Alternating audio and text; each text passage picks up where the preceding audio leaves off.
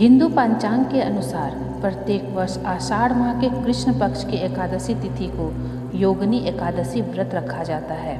योगिनी एकादशी के दिन जगत के पालनहार भगवान श्री हरि विष्णु की पूजा की जाती है। इस दिन व्रत रखकर विष्णु जी की पूजा करना शुभ फलदायी माना जाता है।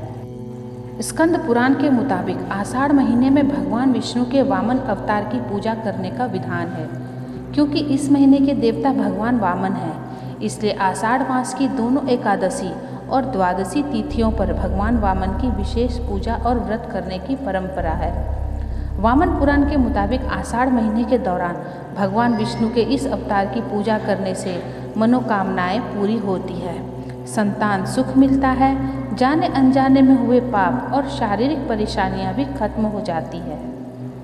योगिनी एकादशी व्रत की महिमा निराली है। मान्यता है कि योगिनी एकादशी का व्रत रखने से मनुष्य के सारे पाप कट जाते हैं और उसके जीवन में सुख समृद्धि आती है। साथ ही मृत्यु के बाद व्यक्ति को वैकुंठ की प्राप्ति होती है।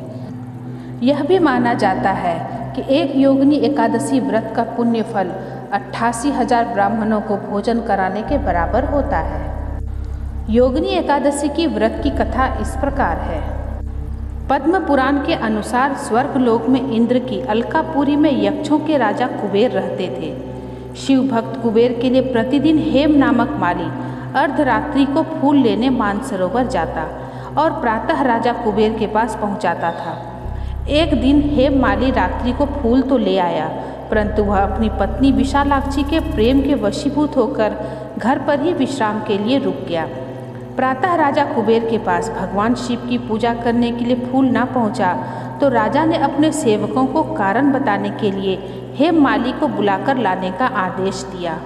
हेम माली को राजा कुबेर ने क्रोध में आकर श्राप दे दिया कि तुझे स्त्री वियोग सहन करना पड़ेगा तथा मृत्यु लोक में जाकर कोढ़ी बनना पड़ेगा। कुबेर के श्राप से हेम माली स्वर्ग से पृथ्वी पर जा गिरा। उसी क्षण कोढ़ी हो गया।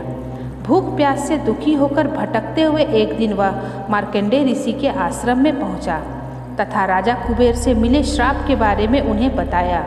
हेम माली की सारी विपदा को सुनते हुए मार्कंडेय ऋषि ने उन्हें आषाढ़ मास की योगिनी एकादशी का व्रत सच्चे भाव तथा विधि विधान से करने के लिए कहा।